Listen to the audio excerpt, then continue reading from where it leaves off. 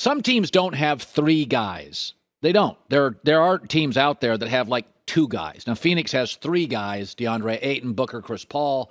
But in fairness, duos, historically, your Shaq, Kobe, your Jordan, Pippen, that's how we look at the greatest teams. Your Steph, your KD. When we talk great teams, there's the Batman and Robin effect. There's the great duo. So as we head into the playoffs here, we got a month to go, regular season, but what are the best duos in the NBA? Top 10 duos. So let's start with number 10. Number 10. I would go Luka and Spencer Dinwiddie. Now, they're playing really good together right now. In fact, in the 7 games since Spencer's been there, he's shooting like 56%. A lot of people didn't know if this would work because Spencer Dinwiddie likes the ball as well. Luka's a monster. Since February, he's averaging almost 35 a game. He is as great as any young player. He's probably the build-around guy in the NBA if you ask most people. Spencer Dinwiddie likes the ball as well, but they played really well together. They're 6-1 over the last 7 games since Dinwiddie arrived, so I'd have them at number 10. Number 9. I'd say Donovan Mitchell and Gobert. Why do I give them an advantage? Because I got a lot of playoff experience with them, and that matters. They've been in these big series. Gobert is the best rim protector in the NBA, and I think Donovan Mitchell's underrated. I've been saying this. He can defend. These guys can make a stop, or Donovan can get you a bucket. Donovan, by the way, is having his best year shooting from the field. I like him. And again, they've been in these big games and these big series before. Don't win all of them, but Luka and Spencer have never been in a big playoff series. I think that is a shortcoming. You can't create it, fake it until you've been in it. So I go Donovan, Rudy at 9. Number 8. Zach LaVine and DeMar DeRozan. Again, I've got no playoff experience. They're the leading scoring duo in the league. Zach LaVine, by the way, is a great corner 3 shooter. DeMar DeRozan's mostly known as a, get a bucket mid-range guy. Again, no playoff experience. I will put them ahead of Donovan and Rudy because they're both offensive players. Both guys could drop 32 in a playoff game, and you wouldn't be shocked. So there you go. I'd put them at 8. Number 7. Jimmy Butler and Bam Adebayo. Okay, they got final experience and playoff experience. They're both very good defensively. Bam's a great defensive player, a lot of length. So they're going to give you the defensive end stuff that Zach and DeMar maybe won't be as high in. I get playoff experience. The knock is offensively. I never looked at Bam as a get-a-bucket guy, and Jimmy's a greater athlete and defender than he is a pure scorer, so I would put them at 7. Number 6. Now, this will seem low, but LeBron and Anthony Davis, 6. They're just not healthy enough. If they were healthy, I'd probably put them at 1. There's an argument to be made. They're 1. They're not. LeBron is also having to take over the scoring. In the next 13 games, 10 on the road, LeBron's going to have to be a monster offensively because Westbrook's imploding and Anthony Davis isn't there. So LeBron's going to have to do what he did Saturday night a lot. And I'm sorry, in year 18 or 19, it's going to wear him down. I'd put them at 6. Number 5. Jason Tatum, Jaylen Brown. I do feel like there's a ceiling to this. Tatum's a remarkable scorer. Great one-on-one guy, great scorer. I've seen it before. I do feel like there's a ceiling here. Both are willing defenders. Jaylen Brown, the better defender.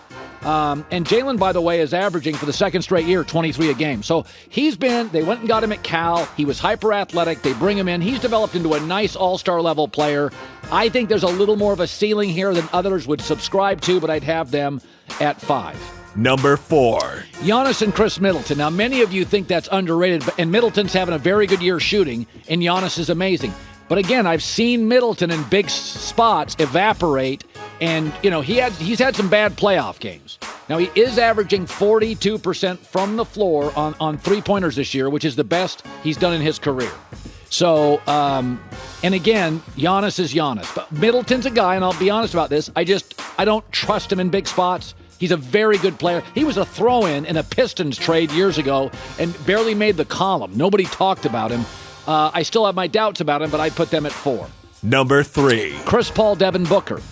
The only knock is Chris is not going to shoot threes, and Chris is older, and Chris can get banged up. I've seen him in playoff series more than once get banged up. He's a very intense player. Again, they could be 1 depending on the weekend or the night or the matchup. Booker's a tremendous go-to number 2 scorer, wing scorer. One of 3 players in the league averaging 25-plus last 4 years. So we're talking inches, not feet here. They do have playoff experience last year. I worry about Chris Paul's health. That's why I dock him a spot. Number 2. So, Colin, then why do you put Curry and Klay Thompson at number 2 because I think Curry is the best ball handler in the world, the best three-point shooter in the world, and can take over a series and is create a matchup problem for a lot of teams. Klay Thompson is not Klay Thompson of years ago. He's rounding into form. I think he can get there, and he is a very plus defender. Again, I get tons of playoff experience.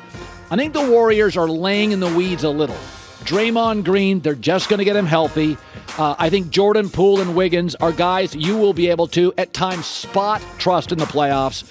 But I'm betting what I've seen before, and I think three-point shots, playoff experience, Thompson's defense, I'll put them 2. Number 1. I think it's Joel Embiid and James Harden. I know you think I'm out of my mind, but I think it's the best get-a-bucket center in the league in Embiid, and I think because Harden doesn't have to dominate the ball as much with this team, he will be effective in the playoffs. He's not quite as ball-centric as he had to be in Houston or at times in Brooklyn because Kyrie wasn't available. So, in fact, I think the biggest problem for Philadelphia right now is figuring out how to work in Tobias Harris to this trade. But if you're asking me, I need a bucket and a minute left. I think this is the best duo in the league. I think that's the best duo in the NBA. And I think they're going to make the finals, maybe. Very close. I think Milwaukee's a deeper team. They've got a third scorer in Drew Holiday. Now, I know what you're saying. Why are you so high? I'm a believer. I invest in stuff I've seen. So I'm trusting the brain trust. Klay Thompson, Steph Curry, big spots. Klay's not what he was. He's really trying to be what he was, and he's not yet. It happens. Devin Booker, by the way, is shooting 37% from 3. I just asked Ryan. So that's pretty good. Good percentage for him. Hi, everybody. Thanks for watching. Subscribe here to get the latest from the show. Also, be sure to check out more of the best clips from The Herd or go watch a few segments from other shows on FS1.